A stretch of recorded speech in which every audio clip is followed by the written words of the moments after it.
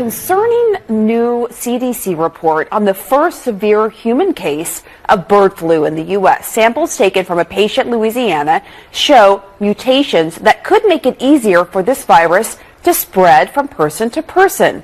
Now, right now, there's no evidence it's been passed along to anyone else, and the CDC says risk to the public remains low. But experts warn a single mutation like this could potentially lead to another pandemic.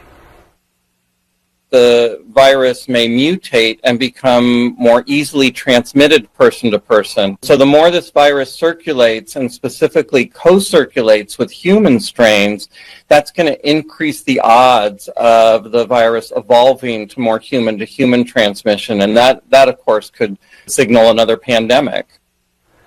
Joining us now is Dr. Deborah Birx. You may remember her as the response coordinator for the White House Coronavirus Task Force in the first Trump administration. We are very fortunate to have your expertise as we try to figure out what's going on with the bird flu and what it could mean. So far, 65 human cases of bird flu have been reported in the U.S. this year, all contracted by animals. But now we have this new mutation in Louisiana.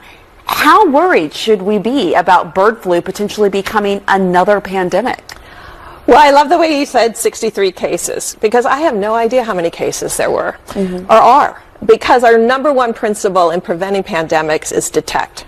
And if you go to the CDC website, you can see that they're monitoring more than 10,000 exposures, but they've only tested 530. What does that mean? That means we're not testing enough. And we know from other viruses that a lot of the spread can be asymptomatic. So we kind of have our head in the sand about how widespread this is from the zoonotic standpoint, from the animal to human standpoint.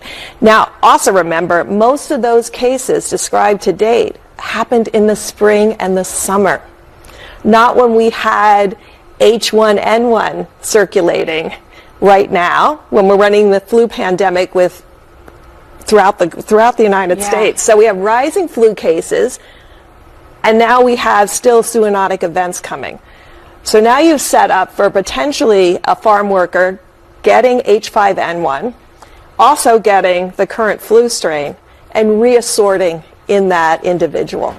To me, that's almost a bigger threat to these mutations happening in individuals over time. When you say reassorting in that person, what does that mean?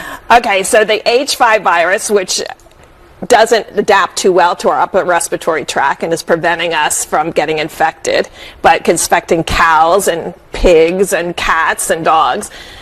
So our flu, which has the binding sites for us, for our nasal passages. Viruses are very specific, and so they're very animal or human specific. Now we have human flu circulating. At the same time, we have this zoonotic flu circulating.